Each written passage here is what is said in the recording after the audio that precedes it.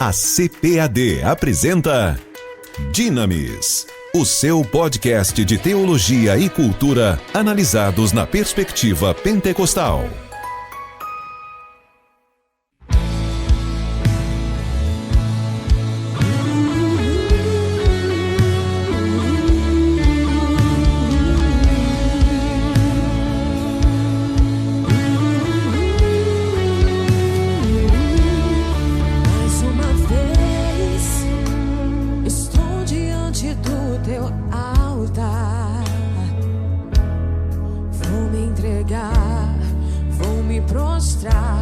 Diante de ti, Senhor, preciso sentir tua glória em minha vida. Vou me humilhar, tuas vestes tocar, sarar minhas feridas. Senhor, tu és santo, por mim se entregou. Sangue, não dá pra esquecer o teu grande amor, morreste na cruz por mim. Não posso ficar sem a tua presença. Não vou desistir de tuas promessas, que em breve vão se cumprir. Eu tenho mil razões pra te adorar. Olá, a paz do Senhor Jesus. Eu sou o pastor Silas Daniel e esse é o seu programa Dinamis, um programa de teologia e cultura analisadas numa perspectiva pentecostal.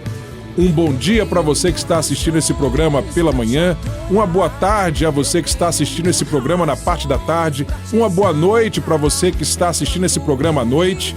Uma boa madrugada para você que está assistindo esse programa pela madrugada. Uma das coisas boas de um podcast é justamente isso. Você pode assisti-lo, seja qual for a hora do dia, conforme a sua conveniência. E no programa de hoje nós vamos tratar de um tema interessantíssimo, importantíssimo, que é o livre-arbítrio, a doutrina bíblica acerca do livre-arbítrio.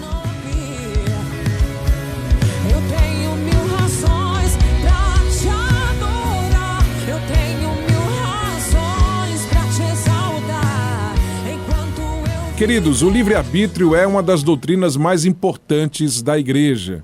Apesar de nós termos ramos do cristianismo que não acreditam na realidade de um livre-arbítrio, mas sim em uma espécie de livre-agência, a maioria dos cristãos entende, à luz da Bíblia, que o livre-arbítrio é uma realidade, é um dom divino concedido ao ser humano.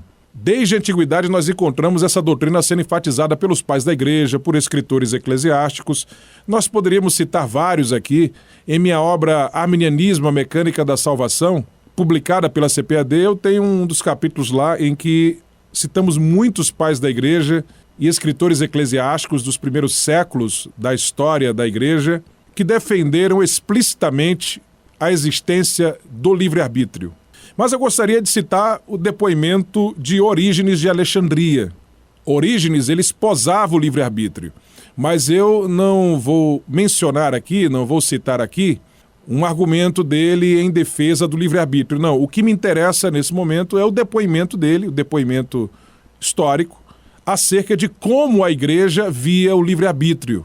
Ele que viveu no segundo e terceiro séculos da era cristã, afirma no prefácio de sua obra, talvez a mais conhecida de todas, Tratados sobre o Princípio, o que se segue.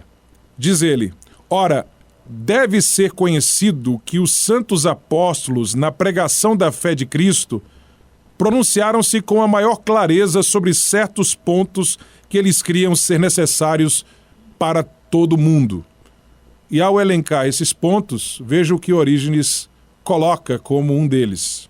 Isso também é claramente definido no ensino da igreja de que cada alma racional é dotada de livre-arbítrio e volição. Temos aqui, portanto, no prefácio da obra Tratado sobre os Princípios, um depoimento de Orígenes de Alexandria de que a igreja até seus dias, sempre entendeu o livre-arbítrio como uma doutrina herdada da pregação dos apóstolos. E que, inclusive, como ele vai dizer mais à frente, nesta mesma obra, é clara nas Escrituras. Diz ele mais à frente: há de fato inúmeras passagens nas Escrituras que estabelecem com extrema clareza a existência da liberdade da vontade. E Orígenes está certo nesse ponto. Como eu disse a você, eu não estou me detendo aqui nos argumentos de Orígenes sobre o livre-arbítrio, não. O que me interessa aqui, na citação que faço dele, é esse depoimento dele como uma personagem histórica que viveu nos primeiros séculos da era cristã, de que a igreja, em seu início, a igreja primitiva, a igreja do período pós-apostólico, sempre entendeu que o livre-arbítrio é uma doutrina bíblica ensinada, enfatizada pelos apóstolos, pelos primeiros crentes, e que, inclusive, é explícita no texto sagrado. E como estávamos dizendo, concordamos com Orígenes nisso, porque quando nós abrimos a Bíblia, vemos que ela enfatiza a realidade do livre-arbítrio. Segundo a palavra de Deus, segundo as Escrituras Sagradas, as nossas escolhas não são ficção. Elas não são fruto de manipulações psicológicas, mas ao contrário, elas são reais, elas são genuínas. O próprio Deus, inclusive, claramente trata as nossas decisões dessa maneira, conforme nós podemos ver nas Escrituras. São muitos os textos bíblicos que asseveram a realidade do livre-arbítrio. A gente poderia citar vários aqui, ao ponto de tomar todo o tempo proposto desse programa só em citações. Mas eu gostaria de citar apenas alguns desses textos. Por exemplo, em 1 Pedro capítulo 2, versículo de número 16, nós encontramos o apóstolo Pedro asseverando a realidade do livre-arbítrio. Nessa passagem, ele está preocupado com o que fazemos com a nossa liberdade, lembrando aos seus leitores que o mal advém do mau uso que fazemos do nosso livre-arbítrio. Eu vou ler aqui, para que o sentido das palavras de Pedro fique mais claro, esse texto na Nova Tradução da Linguagem de hoje. Ele diz o seguinte nessa passagem: vivam como pessoas livres, não usem a liberdade para fazer o mal, mas vivam como servos de Deus. Ou seja, conforme as palavras de Pedro, a liberdade é um dom com o qual nós devemos saber lidar, porque é possível fazermos mau uso desse dom, dessa liberdade, dessa volição, do livre-arbítrio, de maneira que nós temos responsabilidade pelas nossas ações. E Paulo vai corroborar essas palavras de Pedro, lá em Gálatas capítulo 5, versículo 13, quando ele na prática afirma a mesmíssima coisa que Pedro. Ele vai dizer lá o seguinte: porque vós, irmãos, fostes chamados à liberdade. Não useis então da liberdade para dar ocasião à carne, mas servi-vos uns aos outros pelo amor. Ou seja, nós podemos fazer um bom ou um mau uso de nossa liberdade. E se é possível a gente fazer um mau uso ou um bom uso de nossa liberdade, então nossa liberdade para fazermos ou não as coisas de Deus é real, é uma realidade. Paulo, escrevendo aos Coríntios, na sua segunda epístola, no capítulo 9, versículo 7, ele diz que cada um deve contribuir segundo propôs no seu coração, e não com tristeza ou por necessidade, porque Deus ama o que dá com alegria. Ou seja, um ato deliberado, um ato realmente voluntário, exige um livre-arbítrio para ser real. Mas vamos agora para o Antigo Testamento. Em Josué capítulo 24, versículos 14 e 15, nós encontramos Josué, o sucessor de Moisés, à frente do povo de Israel, dizendo: agora, pois, temei ao Senhor e servi-o com sinceridade e com verdade, e deitai fora os deuses aos quais serviram vossos pais além do rio e no Egito, e servi ao Senhor. Porém, se vos parece mal aos vossos olhos servir ao Senhor, escolhei, vou enfatizar aqui, escolhei hoje a quem sirvais, se aos deuses a quem serviram vossos pais, que estavam além do rio, ou aos deuses dos amorreus, em cuja terra habitais. Porém, eu e a minha casa serviremos ao Senhor. Veja, as palavras de Josué são um chamado claro à escolha. Se nossas vontades fossem todas, de alguma forma, causadas por Deus, conduzidas por Ele, esse chamado à escolha seria uma farsa. Não faria sentido Josué colocar essa escolha claramente diante do povo de Israel. E nós vamos ver no Antigo Testamento vários exemplos desse tipo de chamado, um chamado à decisão, como em Gênesis capítulo 4, versículos 6 e 7, naquele episódio em que Caim tem inveja de Abel, então Deus fala com ele, alertando para que ele não cometa nenhuma besteira, e ele acaba cometendo. Todos nós sabemos que ele acabou assassinando o seu irmão. Nós vemos isso em Deuteronômio capítulo 28, versículos 1 e 15, em Deuteronômio capítulo 30, versículo 19, em Juízes 5 e 2, enfim, em vários textos do Antigo Testamento, e nós podemos ver também no Novo Testamento, além dos textos já citados, em Mateus 3 e 2, 4 e 17, em Mateus 23 e 37, em Lucas 7 e 30, em João 5 e 40, em João 15 e 7, enfim, são dezenas e dezenas, mais de uma centena de passagens que tratam de um chamado à decisão e que, se entendidos incoerentemente como uma farsa, fariam com que todos esses chamados fossem, na verdade, meramente teatro, porque as nossas decisões, as nossas escolhas, no final das contas, não seriam reais, não seriam genuínas. Eu falei da passagem de Deus falando a Caim. Vamos ler esse texto, Gênesis capítulo 4, versículos 6 e 7. Nessa passagem, Deus diz o seguinte a Caim: por que você está furioso? Por que se transtornou o seu rosto? Se você fizer o bem, não será aceito, mas se não fizer, saiba que o pecado o ameaça a porta. Ele deseja conquistá-lo, mas você deve dominá-lo. Deus nunca diria a Caim: você deve dominá-lo, se isso não fosse uma possibilidade real. Nesse texto estamos claramente diante de uma escolha real, verdadeira, não suposta, não aparente. O pecado estava à porta, mas Caim poderia dominá-lo.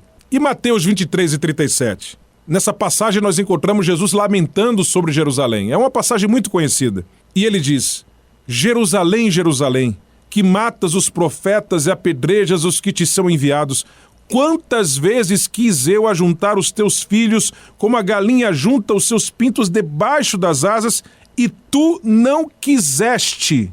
Veja, ele quis, mas isso não aconteceu. Por quê? Porque o povo de Israel não quis. Ele afirma com todas as letras: e tu não quiseste. Não tem como a gente ler esse lamento de Jesus e não reconhecer a realidade do livre-arbítrio. Seria esse lamento de Jesus um mero teatro? Seria este lamento falso? Jesus estaria se contrafazendo aqui? Estaria ele, que é a verdade, fingindo? Impossível. Seu lamento é verdadeiro. E veja o teor dele. Ele quis ajuntar o povo de Jerusalém, porém o povo, pela dureza do seu coração, não quis isso. Então ele exclama, entristecido: tu não quiseste. Jesus queria que os judeus quisessem, mas eles mesmo assim não quiseram. Quando a gente vai lá para o livro do profeta Jeremias, nós encontramos vários textos em que Deus conclama seu povo ao arrependimento. Por exemplo, o capítulo 7 inteiro é um texto em que Deus está lembrando a seu povo várias vezes os seus erros, prometendo puni-los por sua desobediência, mas ainda assim insistindo mais uma vez para que o seu povo obedecesse. Pergunto, seria um teatro essas advertências insistentes de Deus? E aí, quando a gente chega no capítulo 19, versículo 5 de Jeremias, nós encontramos Deus dizendo ali o seguinte sobre os pecados do seu povo. Preste atenção. Diz ele: e edificaram os altos de Baal para queimarem os seus filhos no fogo em holocaustos a Baal, o que nunca lhes ordenei, nem falei, nem me passou pela mente. Ou seja, o que eles estavam fazendo, Deus não quis, Deus não ordenou, sequer passou pela sua mente isso para o seu povo, mas o seu povo fez isso simplesmente porque quis. E quanto à salvação? Aliás, o apóstolo Paulo declara mais de uma vez em suas epístolas que a manutenção da salvação está condicionada à permanência no Evangelho. Se você abrir a sua Bíblia em 2 Coríntios capítulo 11, versículos 3 e 4, em Gálatas capítulo 1, versículo 8, em Colossenses capítulo 1, versículos de 21 a 23, em 1 Timóteo capítulo 4, versículo 16, você vai encontrar esse ensino claro do apóstolo Paulo. Por exemplo, deixa eu citar mais uma passagem e lê-la agora por extenso. 1 Coríntios capítulo 15, versículos 1 e 2, diz Paulo: também vos notifico, irmãos, o evangelho que já vos tenho anunciado, o qual também recebestes e no qual também permaneceis, pelo qual também sois salvos, se o retiverdes, tal como vou-lo tenho anunciado, se é que não crestes em vão. Veja o alerta de Paulo. E em Filipenses capítulo 2, versículo 12, ele ainda vai falar sobre a necessidade de nós, crentes em Cristo, operarmos e desenvolvermos a nossa salvação. E vai dizer também que se nós negarmos o Senhor, Ele também nos negará. Escrevendo a Timóteo na segunda epístola dele, segunda carta a Timóteo, capítulo 2, versículo 12, ele afirma isso. E o próprio Jesus em Mateus capítulo 10, versos 32 e 33, diz a mesma coisa. Aliás, em Apocalipse 3 e 11, Jesus diz: guarda o que tens para que ninguém tome a tua coroa. E por falar de Apocalipse, nós encontramos também nas cartas às igrejas da Ásia Menor contempladas por Jesus, naquela revelação que ele deu ao apóstolo João na ilha de Patmos, o seguinte, lá no capítulo 2, versículos 20 e 21. Mas tenho contra ti o tolerares que Jezabel, mulher que se diz profetiza, ensine e engane aos meus servos para que se prostituam e comam dos sacrifícios da idolatria.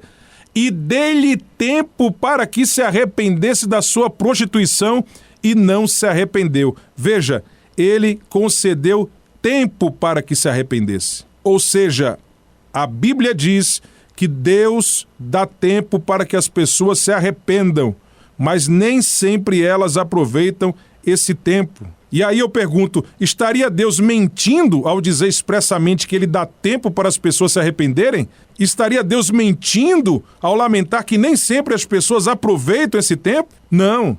A Bíblia diz que Deus não mente. E ele conclama mais de uma vez no texto bíblico: arrepende-te. Mas alguém nesse momento pode objetar dizendo o seguinte: ok, eu entendo à luz da Bíblia também que existe liberdade. Mas a questão é, essa liberdade é ilimitada ou é limitada? Porque quando a gente olha para a vida, para a existência, a gente percebe facilmente que a nossa liberdade, ela é limitada. Ela não é uma liberdade plena. Sim, é verdade. Nossa liberdade não é uma liberdade plena. Ela é uma liberdade condicionada pela nossa natureza. Inclusive, no que tange à salvação, é bom lembrar que, à luz da Bíblia, aquela pessoa que se encontra no estado caído, longe de Deus, putrefata em seus delitos e pecados, ela não tem condições em si mesma de vir para Deus. Ela é escrava do pecado, ela está subjugada pelo pecado. Como Paulo diz aos Romanos, não se deseja o bem. E mesmo quando o ser humano faz alguma boa obra no seu estado caído, como diz o profeta Isaías, essas obras são como trapo e imundícia.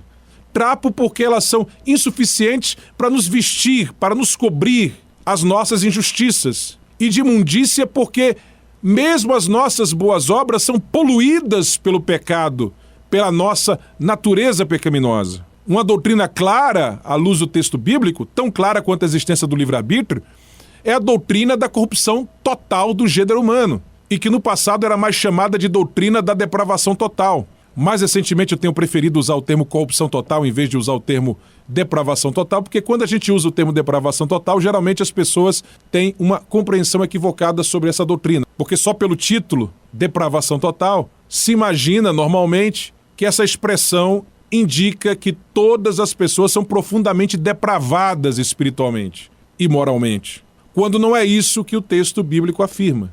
Essa depravação total é total não no sentido de intensidade ou de profundidade, ela é totalizante no sentido de abrangência, ou seja, todos os seres humanos são corrompidos pelo pecado e tudo no ser humano é corrompido pelo pecado. É isso que esse termo significa. Mas como ele pode ser mal interpretado, eu prefiro geralmente usar o termo corrupção total. Todos os seres humanos são corrompidos pelo pecado. Todos pecaram e destituídos estão da glória de Deus. Tudo no ser humano foi afetado pelo pecado. O nosso corpo foi afetado pelo pecado, nós enfermamos, nós envelhecemos, nossas células degeneram, nós morremos, a nossa alma é afetada pelo pecado, o nosso espírito é afetado pelo pecado, a nossa mente, as nossas emoções, a nossa volição, nos tornamos escravos do pecado, a nossa espiritualidade, a nossa fé natural, tudo isso é afetado pelo pecado. O salário do pecado é a morte. E morte na Bíblia, lembremos, significa separação. Morte na Bíblia não tem um sentido de extinção. Tem um sentido normalmente de separação. E o salário do pecado, o resultado do pecado é a morte. Morte, em primeiro lugar, espiritual, ou seja, a separação do homem de Deus, o homem fica alienado de Deus. Morte, em segundo lugar, física, que é a separação da alma do corpo, quando Deus criou o ser humano para ser uma alma possuindo o corpo, para ser um corpo possuindo uma alma. E, finalmente, morte eterna, que é quando você, morto espiritualmente, morre fisicamente. E aí você termina a sua existência separado eternamente de Deus. Então, o homem sem Deus está alienado. Ele não tem condições em si mesmo de vir para Deus. Ele não pode sequer conceber em sua mente a luz do Evangelho. Jesus, em João capítulo 16, diz que é o Espírito Santo quem convence o homem do pecado, da justiça e do juízo. E aí nós chegamos a outro ponto doutrinário importantíssimo e igualmente explícito no texto bíblico, que é a doutrina da graça preveniente ou da precedência da graça. Deus é quem toma a iniciativa. Não fomos nós que nos convencemos do pecado, da justiça e do juízo. Foi o Espírito Santo que nos convenceu do pecado, da justiça e do juízo. Agora, uma coisa é ser convencido, outra é ser convertido. Você pode ser convencido, mas não convertido. Agora, é impossível você ser convertido se você antes não foi convencido. E é o Espírito Santo que provoca esse convencimento. É o Espírito Santo que chama, que atrai. Essa graça, ela é manifestada a todos. Tito 2:11. A graça salvadora de Deus, salvadora, salvífica, ela é manifestada sobre todos os seres humanos. João capítulo 1, versículo 9 diz que Jesus é a luz que alumia todo homem que vem ao mundo. Agora, essa graça pode ser resistida. Através dessa graça, o livre-arbítrio do homem para as coisas de Deus, para as coisas espirituais, é liberto. Ou seja, o livre-arbítrio em relação às coisas espirituais, em relação à salvação, é um arbítrio liberto. E uma vez que nosso livre-arbítrio para as coisas de Deus é liberto pela graça, e a palavra de Deus nos mostra a possibilidade concreta de, mesmo depois de regenerados, decairmos da graça, como já vimos no programa passado, então fica claro que temos um livre-arbítrio de fato, um livre-arbítrio libertário restaurado por Deus e não apenas uma livre agência relativa. Mas é possível uma pessoa em estado caído ouvir a Deus? Mesmo Adão, após a queda, pôde ouvir a Deus. Deus foi até ele e ele ouviu a Deus. A natureza pecaminosa nos impede de buscar a Deus e obedecê-lo, de tomarmos a iniciativa. Mas isso não significa que quando o Espírito Santo fala diretamente ao ser humano, o ser humano não pode ouvi-lo. Claro que ele pode ouvir. Ele só não pode, por si mesmo, em si mesmo, tomar a decisão para vir para Cristo, sem essa ação precedente da graça. Ele responde positivamente à ação preveniente do Espírito Santo de Deus. Outro ponto importante sobre essa questão do livre-arbítrio é que a única posição que se encaixa equilibradamente com a soberania de Deus e a liberdade humana como elas são apresentadas na Bíblia Sagrada é a do chamado determinismo parcial ou não absoluto, que reconhece de fato a liberdade. O que é que isso significa? Significa que Deus certamente determina muitas coisas, mas não tudo. Ele permite ao ser humano exercer um livre-arbítrio libertário. E aqui é preciso a gente explicar o que é exatamente livre-arbítrio libertário ou liberdade libertária. Liberdade libertária ou livre-arbítrio libertário é a capacidade real de optar em fazer ou não fazer determinada coisa, de ser a causa de nossas próprias ações, sem depender de influências externas ou mesmo de influências internas, pois a pessoa pode decidir, inclusive, contra um desejo forte que ela tem. Ou seja, é a capacidade real de escolha contrária. É você ser capaz de fazer determinada coisa de tal modo que também seja capaz de fazer o contrário dessa coisa. Se eu escolho fazer uma coisa, isso não pode significar que eu não poderia escolher fazer outra coisa. Escolher uma coisa não pode ser uma necessidade inexorável, absolutamente inevitável. Senão, não há liberdade de fato. Em outras palavras, liberdade libertária é liberdade de fato. Ela é o único tipo de liberdade que existe. Todos os outros tipos de liberdade não são liberdade de fato, pois só há verdadeira liberdade quando eu tenho a capacidade de fazer o contrário, ainda que não ilimitadamente. E é importante frisar isso, ainda que não ilimitadamente. Por que não ilimitadamente? Porque liberdade libertária não quer dizer liberdade infinita. Como eu disse minutos antes, a nossa liberdade é limitada pela nossa própria natureza. Ter uma liberdade libertária não significa ter uma liberdade ilimitada, porque vários limites são impostos à nossa liberdade. Por exemplo, os limites que nos são impostos por outros indivíduos, pelas circunstâncias sociopolíticas onde estamos inseridos, pelas condições econômicas, pelo ambiente em que vivemos, pelas nossas limitações físicas naturais ou especiais, pelos eventos passados sobre os quais não tivemos controle e que afetam a nossa vida presente. Enfim, por vários fatores. Mas apesar dessas limitações, nossa vontade ainda é livre. Ela não é absoluta, mas ainda é livre, de maneira que ainda podemos ser a causa de nossas ações. Deixe-me citar o seguinte exemplo para você entender melhor o que eu estou falando. Alguém aqui discorda que o ser mais livre que existe no universo e fora do universo, na existência, é Deus? Acho que não, né? Deus é o ser mais livre do universo. A Bíblia diz que ele é autossuficiente, que ele é todo-poderoso e soberano sobre todas as coisas, que ele é livre para fazer o que quiser, mas isso não significa dizer que Deus pode fazer qualquer coisa. Liberdade libertária significa fazer o que se quer, não significa fazer qualquer coisa. A liberdade de Deus é uma liberdade verdadeira, libertária. Mas ter uma liberdade libertária não significa ter uma liberdade ilimitada. Deus, por exemplo, tem a sua liberdade limitada pela sua própria natureza. Se não, vejamos, Deus não pode criar outro ser infinito em todas as coisas como ele é. Deus tem mais poder do que ele realmente usa, mas ele não pode ter mais poder do que ele já tem. Deus não pode se contradizer, ele não pode negar a si mesmo, como Paulo diz em 2 Timóteo capítulo 2, versículo 13. Deus não pode se equivocar, Deus não pode mentir, Deus não pode mudar a sua essência. Lá em Malaquias 3 e 6, nós encontramos a afirmação, eu, o Senhor, não mudo. E lá em Tiago, capítulo 1, versículo 17, o apóstolo Tiago diz que nele não há variação alguma. Aliás, Tiago também vai dizer que Deus não pode ser tentado por ninguém e a ninguém tenta. Deus não pode pecar de forma alguma porque ele não pode agir contrariamente à sua natureza que é santa. Ele não pode fazer qualquer coisa que seja moralmente errada.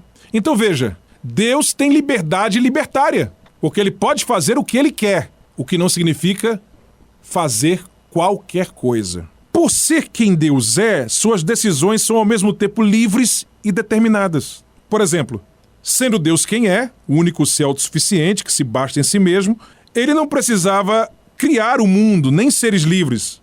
Mas ele fez essas duas coisas por um ato livre da vontade dele. Lá em Apocalipse 4:11 está escrito, pois tu criaste todas as coisas e por tua vontade existiram e foram criadas. Veja, as decisões de Deus são livres. Mas por outro lado, por também ser quem é, Deus ao criar seres livres, não poderia salvá-los contra a vontade deles quando eles caíram. O amor de Deus, diz a Bíblia, age persuasivamente, não coercitivamente. Ele diz lá em Provérbios capítulo 23, dá-me, filho meu, o teu coração, e os teus olhos observem os meus caminhos. Ele diz lá em Jeremias capítulo 29, versículo 13, e buscar-me-eis e me achareis quando me buscardes de todo o vosso coração. É por isso que nós vemos na Bíblia que a salvação é universal, mas condicional. Porque sendo Deus quem é, ele não poderia fazer de outra forma. As suas decisões são livres, mas determinadas por sua natureza. Mas alguém ainda pode se perguntar, se Deus é limitado por sua natureza a escolher sempre opções moralmente corretas, essa liberdade dele, essa livre escolha dele, ainda pode ser considerada mesmo genuinamente libertária? Sim, por pelo menos duas razões. Em primeiro lugar, porque as escolhas tomadas por Deus não são determinadas por qualquer força exterior ao próprio Deus. Ele é a causa de suas próprias decisões. Isso é liberdade libertária. E em segundo lugar, mesmo sendo limitado por sua natureza a escolher sempre opções moralmente corretas, Deus, lembremos, ainda tem a capacidade de escolher entre opções diferentes. A natureza de Deus limita quais escolhas ele pode fazer, mas não determina as escolhas que ele faz. Entendeu? Se você entendeu, então, a partir da própria natureza da liberdade do caráter de Deus conforme expressadas na Bíblia Sagrada, a gente pode perceber que não há incompatibilidade alguma entre a soberania de Deus e a liberdade humana. Mas será, pastor Silas, que a soberania de Deus pode ser considerada absoluta? Ela é apenas parcialmente determinativa? Sim, porque para uma soberania ser absoluta, ela não precisa ser totalmente determinativa. É preciso que ela seja, pelo menos, totalmente abrangente e parcialmente determinativa. Lembremos que Deus é soberano sobre a sua própria soberania e ele escolheu exercê-la de forma não totalmente determinativa. Deus só não poderia escolher que ela não fosse totalmente abrangente, porque aí ela deixaria de ser soberania absoluta e, consequentemente, Deus não seria soberano, o que significa dizer que Deus não seria Deus. Nós entendemos, à luz da Bíblia, que Deus é a causa primária de todas as coisas, como criador e sustentador de sua criação. E no que diz respeito aos efeitos secundários, cremos que ele age soberanamente sobre eles também, só que ora conduzindo-os, ora apenas permitindo-os ou cooperando com eles, conforme seus propósitos eternos. E ele faz isso de maneira a não ser o autor do pecado, a não violentar a vontade da criatura e a não tirar a liberdade ou a contingência das causas secundárias. O Deus vivo e verdadeiro, o Deus da Bíblia, governa todo o universo e toda a história. Nada acontece sem a sua permissão e muitas coisas que acontecem são inclusive direta e especificamente controladas e causadas por ele. Nem mesmo o mal e o pecado escapam do governo e da providência divinos, mas com o detalhe de que ele apenas permite e limita o pecado e o mal sem desejá-los ou causá-los. Ele tem um plano completo para o universo e para todas as coisas. Todas as coisas certamente acontecem em relação a esse plano. Absolutamente nada acontece fora da vontade do plano de Deus, só que o fato de todo detalhe ser incluído no plano de Deus não significa que tudo é determinado ou efetuado por Deus. Aliás, entre as coisas determinadas por Deus está o fato de que o homem teria livre-arbítrio. Deus soberanamente escolheu criar seres livres.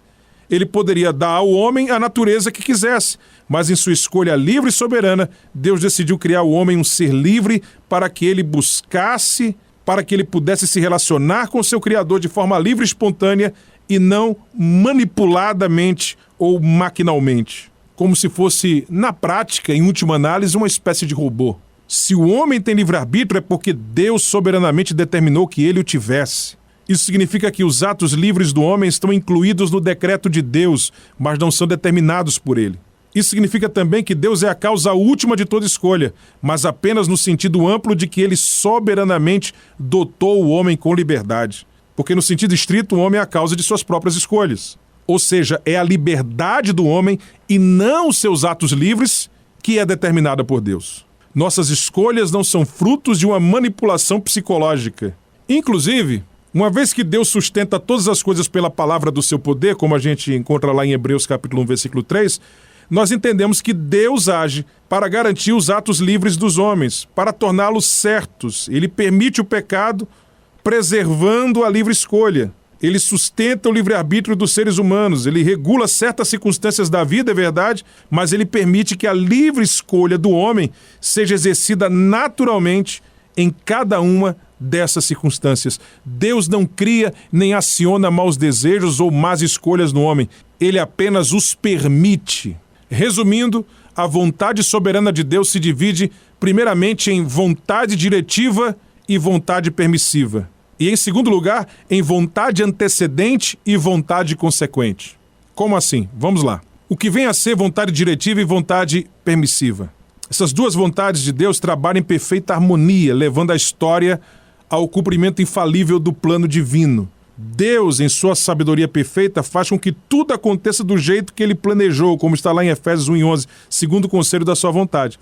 E agindo de uma maneira não totalmente determinativa, como a gente já falou, sem determinar todas as coisas, muito menos atos livres de todos os homens. Mas todas as coisas acontecem de acordo com a vontade soberana de Deus, seja por sua direção, seja por sua permissão. Algumas coisas são diretamente determinadas por ele, outras coisas não, são apenas permitidas por ele.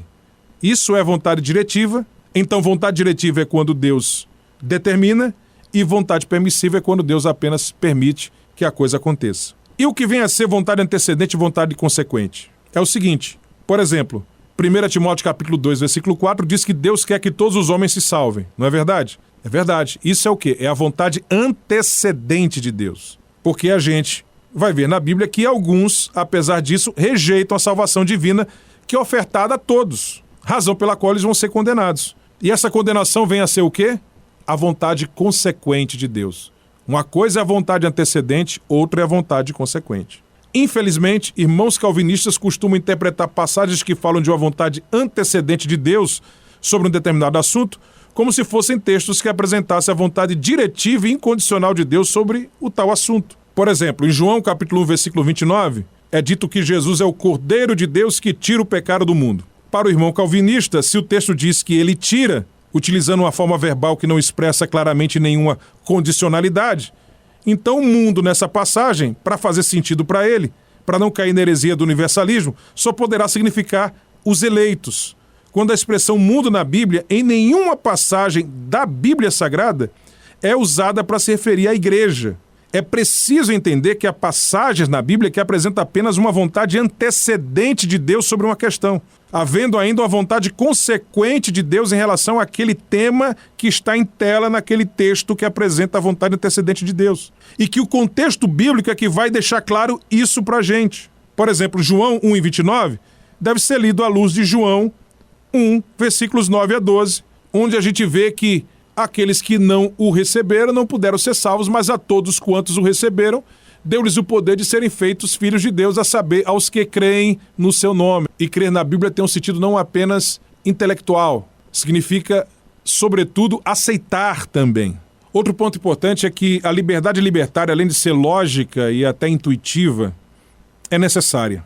É necessária para entender a existência e para convivência em sociedade. Por quê? Porque sem a capacidade de escolher entre o bem e o mal, as nossas ações não são merecedoras de culpa ou de louvor. Como dizia Jacó Armínio, um ato que é inevitável por causa da determinação de qualquer decreto não merece o nome de pecado. A responsabilidade moral só é possível se há livre-arbítrio, isto é, se há uma liberdade real de escolher moralmente de forma contrária, se nossas decisões morais são causadas realmente por nós mesmos. Se não se pode agir de forma contrária, não há responsabilidade moral. A negação dessa liberdade libertária, a liberdade real de escolher de forma contrária, a liberdade de fato, é a desculpa perfeita para quem se comporta de forma errada. Se a gente não pode ser a causa de nossas próprias ações, então não há responsabilidade moral. O próprio sistema legal, por exemplo, se sustenta sobre essa base lógica, intuitiva e necessária, que é a liberdade libertária da vontade. Negar essa liberdade é tornar sem sentido qualquer sistema de leis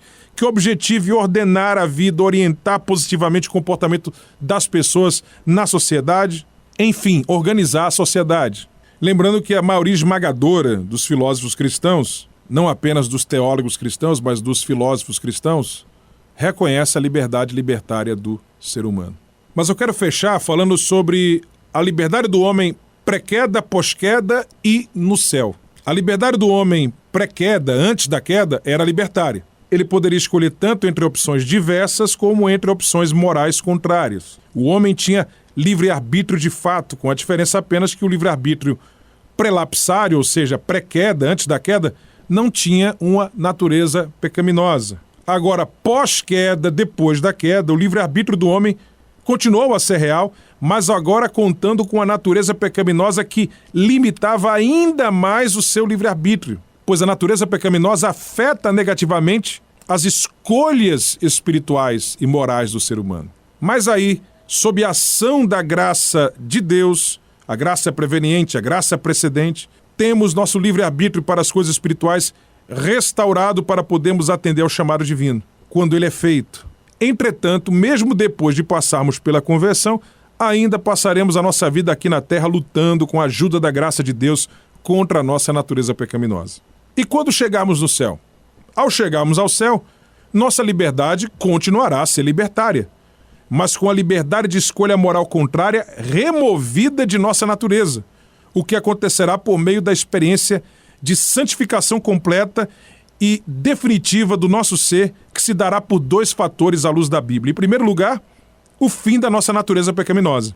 Nós não teremos mais natureza pecaminosa. E em segundo lugar, o que os teólogos medievais chamavam de visão beatífica de Deus que teremos na eternidade, quando veremos Deus face a face, como está escrito lá em 1 Coríntios capítulo 13, versículo 12. Veremos Deus em sua plenitude, como ele verdadeiramente é.